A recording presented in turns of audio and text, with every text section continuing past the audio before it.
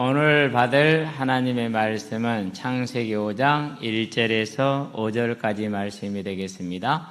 창세기 5장 1절에서 5절까지 말씀 봉독해 올리도록 하겠습니다. 이것은 아담의 계보를 적은 책이니라. 하나님이 사람을 창조하실 때에 하나님의 모양대로 지으시되 남자와 여자를 창조하셨고 그들이 창조되던 날에 하나님이 그들에게 복을 주시고 그들의 이름을 사람이라 일컬으셨더라. 아담은 130세에 자기의 모양 곧 자기의 형상과 같은 아들을 낳아 이름을 셋이라 하였고 아담은 셋을 낳은 후에 800년을 지내며 자녀들을 낳았으며 그는 930세를 살고 죽었더라. 아멘. 오늘 제목은 죽었더라입니다.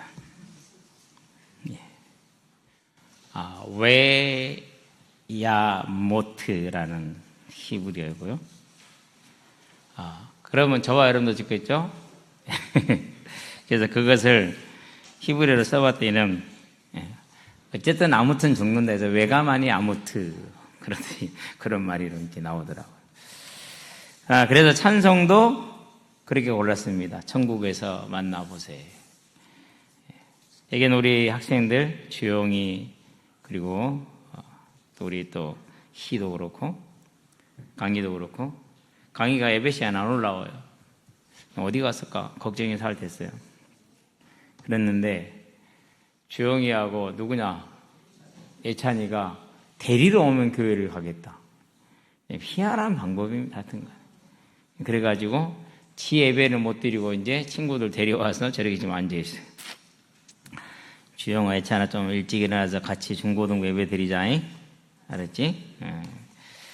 어쨌든 아직은 우리가 이제 죽음이라는 개념이 없지만 어쨌든 죽을 겁니다. 왜감 아니 아무튼 죽어요. 이제 창세기를 다시 하면서 아담에 대한 이미지가 바뀌었어요. 전에는 아담 그러면은 띨띨하게 여자의 말을 듣고 선악과를 따먹어서 세상의 죄와 사망을 불러온 그런 좀 믿음 없는 좀 바보 같은 그런 남자 이 정도를 생각을 했거든요. 그랬는데 너무 단순한 생각이었고 너무 편협된 그런 생각이었다는 걸 최근에 지금 보게 돼요. 특별히 이제 5장 1절에 보니까 뭐라고 말합니까? 이것은 아담의 계보를 적은 책이니라. 하나님이 성경에 탁 이렇게 적어놨잖아요. 혹시 저와 여러분의 인생이 이것은 홍길동의 인생을 계보를 적은 책이 그런 거 있어요? 우리는 없잖아요. 그렇죠? 그러니까 성경에 이 정도로 기록되었다. 하나님이 대단히 아담을 어떻게 생각한 겁니까? 우리 저와는 다르게 정말 귀하게 생각을 하신 거예요. 정말 다르죠. 그러니까 너무너무 달라요. 특별히 이제 창세기 4장 1절에 보면은 가인을 넣고 뭐라고 말합니까? 물론 이제 아내가 하는 말이긴 하면 여자가 하는 말입니다만은 뭐라고 말합니까? 내가 여호와로 말미암아 득남하였다. 그래서 이제 우리식으로 이해하면 더할 가짜에서 사람을 더했다. 그렇게 생각할 수 있는데 히브리어로 카인은 대장장이라는 그런 뜻을 가지고 철을 다루는 사람. 그런데 그런 원어적인 의미가 있지만은 여자는 어떻게 인식을 했느냐? 여호와로 말미암아 득남하였다. 그러면은 딸을 낳고는 그 얘기를 안 했단 말이에요. 그렇죠? 그래서 뭘 말하는 겁니까? 우리들의 범죄로 말미암아서 죽을 수밖에 없는 우리에게 하나님께서 구원의 길대로 그를 주셨는데 그 증거로 가죽옷을 치어 입혀주시잖아요. 여자의 후손을 예표하는 것으로. 그래서 이 언약을, 이 하나님의 구원의 약속을 이어갈 언약의 계보다. 이 소원과 이 기대를 가지고 여호와께서 나에게 내가 여호와로 말미암아서 득남하였다. 이렇게 고백을 하는 겁니다. 성경에는 그렇게 말하지 않았지만은 창세기 4장과 창세기 5장을 자세하게 보다 보니까 문맥상 여자가 하와가 그 믿음을 고백한 게 가인이었구나. 그 믿음을 고백한 것이 아이를 낳은 고백이었구나. 그걸 보게 됐어요. 얼마나 믿음을 가지고 이 언약을, 이 약속을 가지고 갈 아이인가에 대한 기대가 있었던 것이죠. 그럼 그 기대를 가지고 양육을 했겠죠. 여기는 첫째들은 위로받으시게 되길 바랍니다. 무슨 위로를 받으냐? 여러분을 낳은 부모님이 그 밑에 동생들을 키우는 거다가는 비교도 안 되는 관심과 사랑과 모든 걸 쏟아부은 게 첫째예요. 그 다음이 둘째예요. 셋째는요, 낫네. 넷째는 잘 크겠지. 다섯째는 그냥 놔도 돼. 아니요, 여러분 안 낳았으니까 모르잖아요. 저는 낳아봤어요, 안 나니까. 근데 첫째들이 더 가지고 있는 게 뭐냐면요, 엄마 아빠는 동생들만 이뻐해, 이런 생각을 가지고, 특별히 딸들 절대 그런 착각하지 말기를 주의 이름으로 축원드립니다. 얼마나 첫째는요, 어쩔 수가 없어요. 어쨌든 평생의 사랑을 다 줘도 모자랄 만큼 사랑을 붓게 되는 그게 첫째예요. 자, 그런 첫째가 부모의 기대와는 상관없이 몸에 믿음이 없네. 얼마나 부모 마음이 아프겠어요. 믿음이 없는 정도로 그냥 갔으면 아픈 걸로 끝났을 텐데 그 정도가 아니야. 어땠어요? 동생을 죽이네. 그것도 다른 이유가 아니라 지 예배는 하나님이 안 받으셨다는 그 이유 하나 때문에. 동생한테는 아무런 책임이 없잖아요.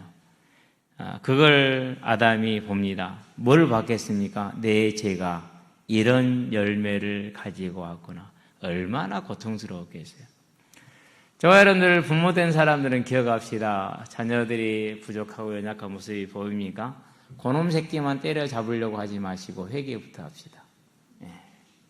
왜요? 아이들한테 뭐 안 가르쳤어요?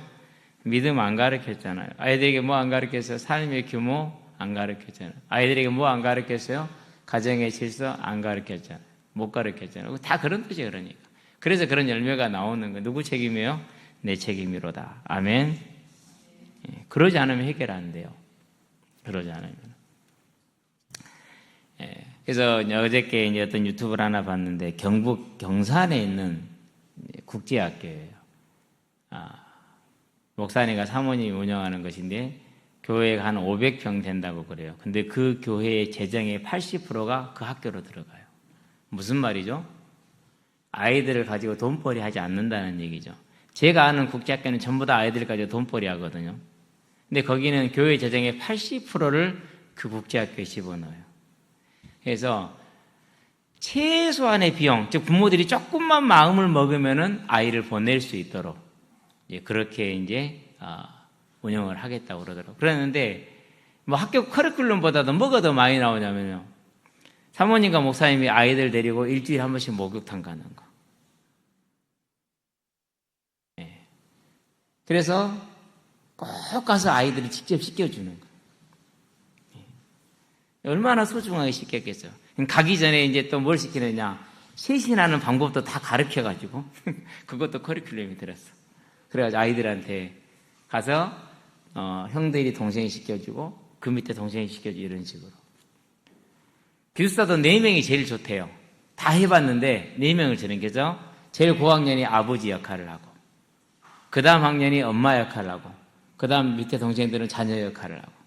그래서 아버지 역할을 하는 고학년은 항상 잠잘 때 동생들을 위해서 이제 예배를 인도하고 방에서 그런 다음에 동생들 하나하나를 놓고 축복 기도를 하고 아침에 동생들 깨워서 준비시키고 이제 수업하러 가기 전에 동생들 하나하나 축복하는 기도를 해주고 아버지 역할을 그렇게 가르치는 거예요. 그런 모습들을 보니까 참 좋더라고요. 뭐 굳이 저는 그렇게 하고 싶지는 않습니다만 아이들을 보내고 싶지 않습니다만 함께 사는 게 최고 복이죠. 근데 그분이 그렇게 해요. 부모들은 안 변하더래요. 그래서 자녀를 살릴 수 있는 유일한 길은 부모에게서 뺏어오는 거래요. 학교로 데려와서 거기서 6년을 이렇게 돌보고 섬기고 사랑으로 베풀었더니는 아이들이 다 변화가 돼서 애들이 변화가 되고 착실해지고 정서가 안정이 되니까 뭐가 되죠? 공부가 된대요. 그 다음부터 공부 안 하라 해도 그 다음부터는 공부가 된대요. 그래서 자녀를 근데 보통 가정에서 질서가 어떻게 돼요? 1번 자녀, 2번 부모 위치가 바뀌잖아요. 절대 바꿔주시면 안 됩니다. 항상 부모가 위에 있고 자녀는 아래에 있게 이렇게 해야 돼요. 그래서 부모 말에 자녀가 순종하고 복종할 줄 알아야 돼요. 그게 사회니까. 어쨌든지 간에 이런 아름다운 가정인데 그런 가정에서 살인이 일어났어요. 형이 동생을 죽인 거예요. 부모 마음이 어떻게 될까요? 특별히 자기가 죄를 지어서 그런 것인데 얼마나 힘들었겠습니까? 그러면은 아담이 믿음이 없냐? 아닙니다. 처음에는 하나님이 아내를 데리고 오니까 여자라고, 남자의 치하였음즉 여자라리라. 남자는 히브리어로 이시고 여자는 이샤입니다. 남자의 치하에 다르니까 평등하다는, 같다라는 겁니다. 이시와 이샤는 뭐 거의 비슷하잖아요. 뒤에 뭐가 붙냐? 뒤에 하나만 더 붙어요. 그냥 여자를 나타내는 조사 어미 하나만 더 붙거든요. 똑같다라고 얘기를 했어요. 남자의 치하였으면 여자 같은 거라는 거예요. 그랬는데 그 여자 이름을 뭐라고 바꾼가? 아내 이름을 여자에서 산자의 어머니라는 언약을 잡은 이름으로 바꿔놓잖아요. 그런 가정에서 자란 아이인데 이 아이가 사람을 죽여서, 그것도 동생을 죽여서,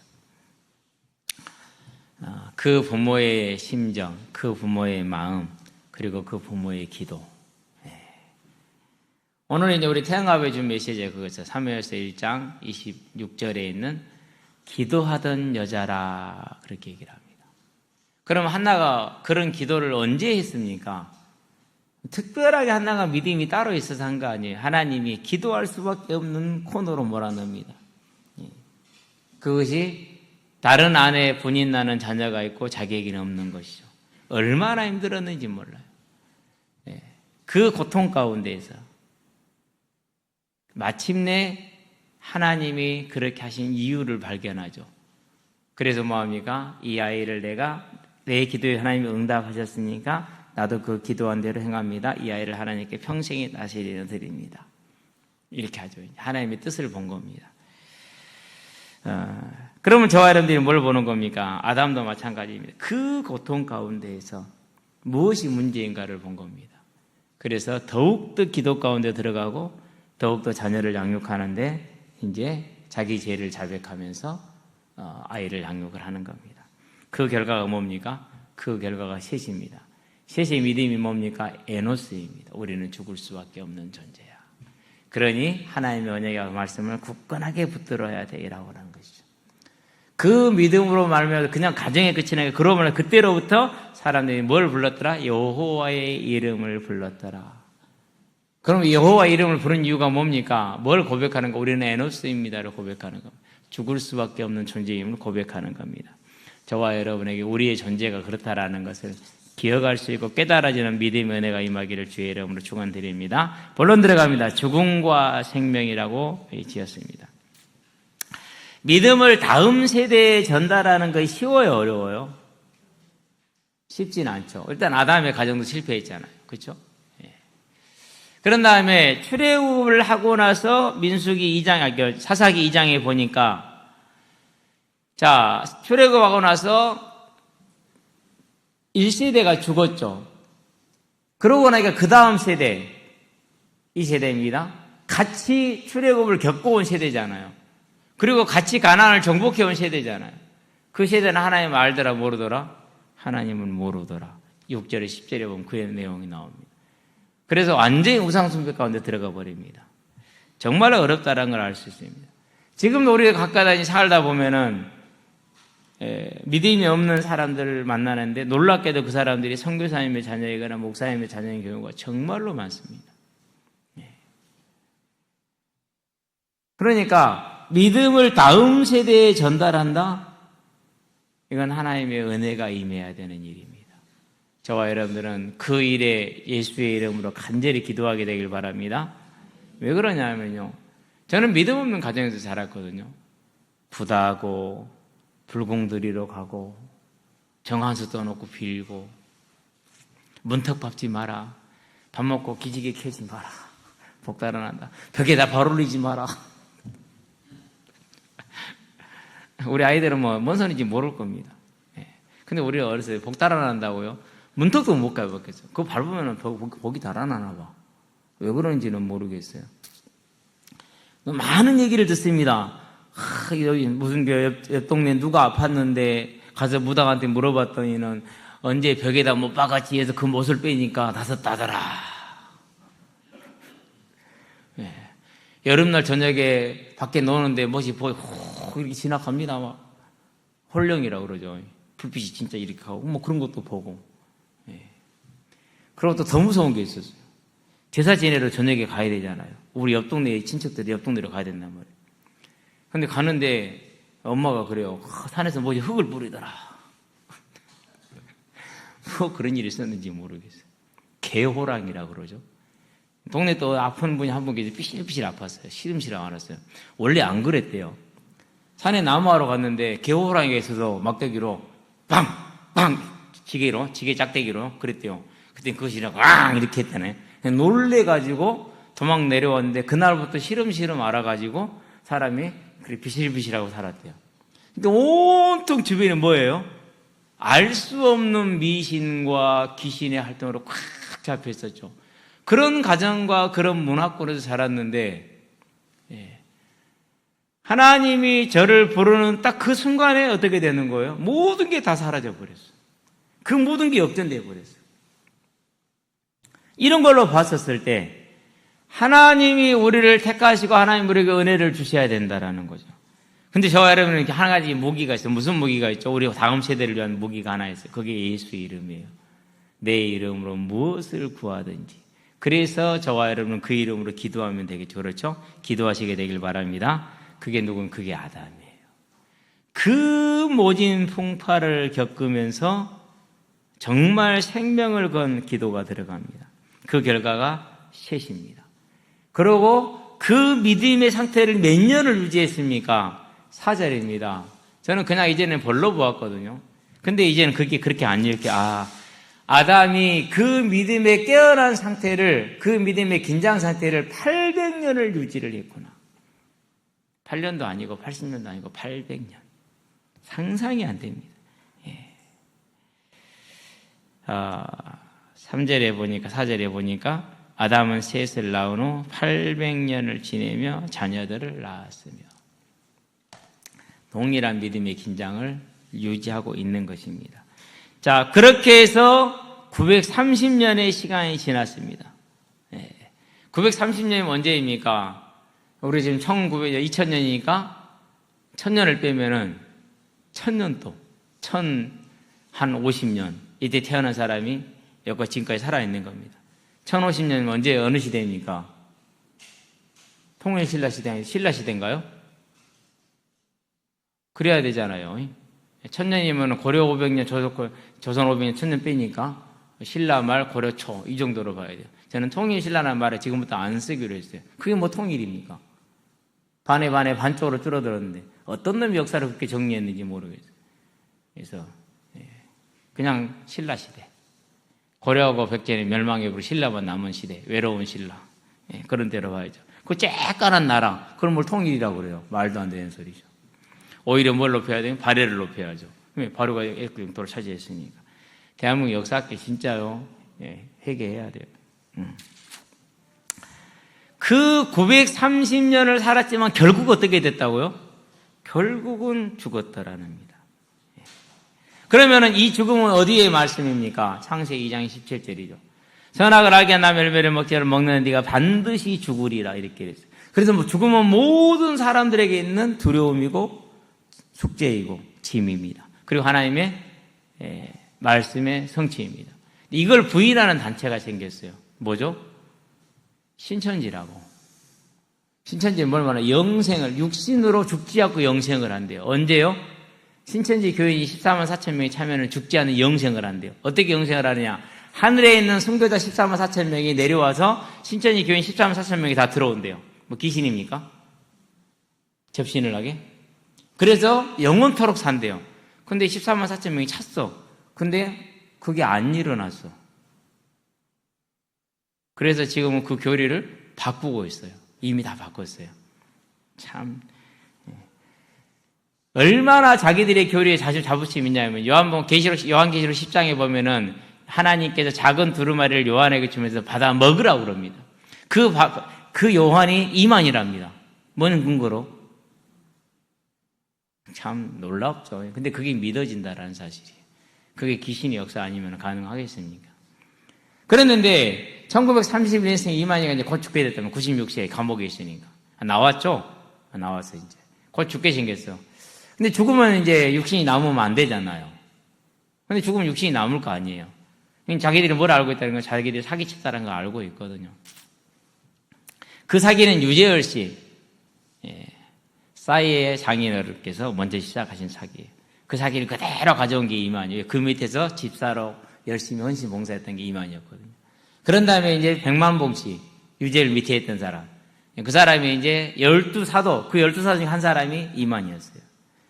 1984년 3월 13일 날 말세가 된다고 그랬는데 안 돼버렸어. 그래가지고 이제 백만봉은 끝나고 그 다음에 이제 그 다음 날 14일 날 새롭게 가게 문을 연 게 신천지요. 그래서 1984년 3월 14일은 예수님이 재림한 날이다. 어떻게 재림했나? 영으로 재림했다. 영으로 부활하셨으니 영으로 나에게 왔다. 그래서 내가 이제 그 주다. 그렇게 한 거예요, 이제. 그럼 왜 1984년이 재림한 날이냐? 거기도 육식갑자를 들고 와요. 우리 육식갑자 있잖아요. 자축이며 진사하며 신유술에 이 육식갑자를 들고 와서 그렇게 계산한 게 1984년이 재림날짜예요. 그러면은 그걸 계산하려면 어디로 와야 됩니까? 그걸 계산하려면은 2300주야를 2300년 해석하는 세대주의적인 계산을 해야 돼요. 그러니까 세대주의를 지 멋대로 써먹는 겁니다. 그래서 육식갑자로 보니까 이때가 재림날짜다. 그래서 지금 재림이 이루어졌고 신천지를 만들어졌다. 여기 들어와야 될 거를 근데 아니 이만희 죽게 생겼단 말이에요. 그래서 뭐라고 그러느냐? 둘째 사망이 없다고 그랬지 첫째 사망이 없다고 한 적은 없다. 계속 강사들이 잘못 오해해서 가르친 거다. 이렇게 거짓말하고 있어요. 한장할 일이죠. 그런데도 불구하고 사람들은 그렇게 쫓아가고 있고 모르니까 잘 몰라서.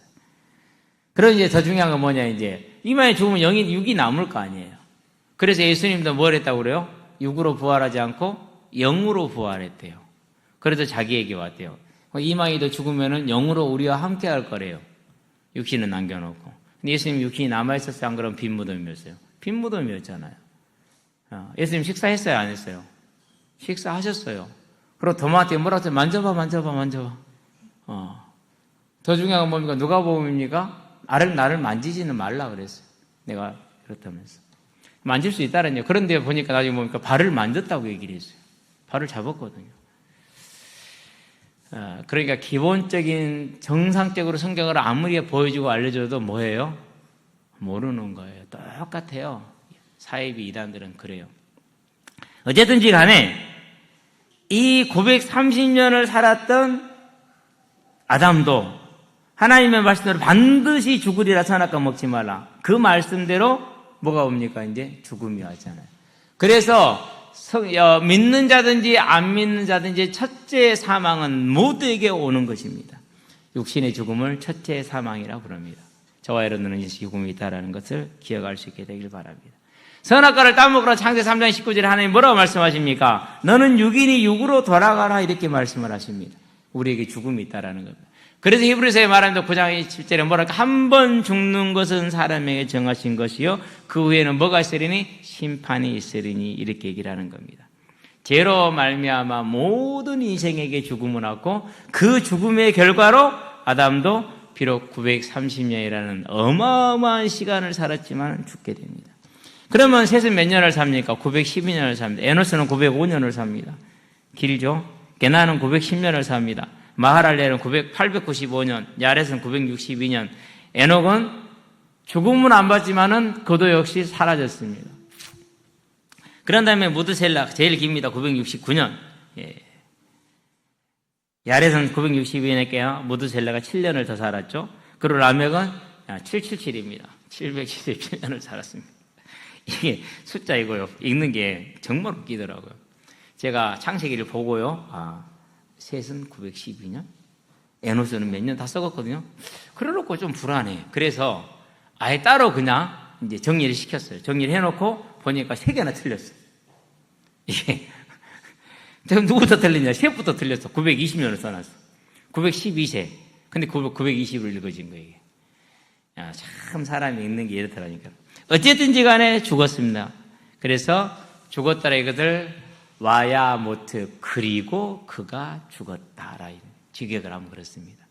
이 말은 무슨 말입니까? 저와 여러분의 삶에 비록 그것이 100년이 될지 120년이 될지 모르지만 죽음은 뭐해진 겁니까? 정해졌다라는 것을 우리는 기억할 수 있게 되길 바랍니다.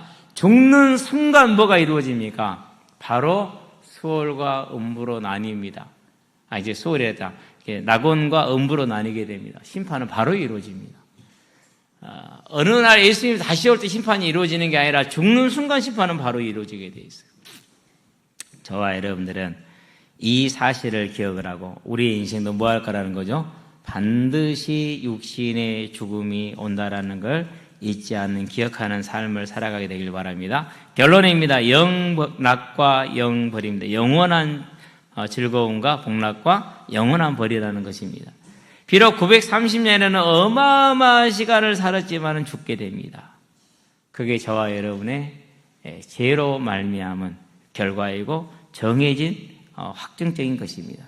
그렇다면은 오늘을 우리가 살아갈 때 뭘 보며 살아가야 됩니까? 내가 이 땅에 몇 년을 살든지 살고 죽을 것이고 죽는 순간 하나님 앞에서 심판을 받게 될 거라는 겁니다. 저는 여러분에게 한 가지를 당부드립니다. 우리는 심판을 받지 말고 상급의 측량을 받으시기를 주의 이름으로 축원드립니다. 그래야 됩니다. 그러면은 이제 이 땅에 사는 이 짧은 시간에 황제가 되고 권력가가 되고 시의원이 되고 시장이 되고 도지사가 되고 국회의원이 되는 게 이게 복입니까? 안 그러면은 우리가 예수를 믿는 게 복입니까?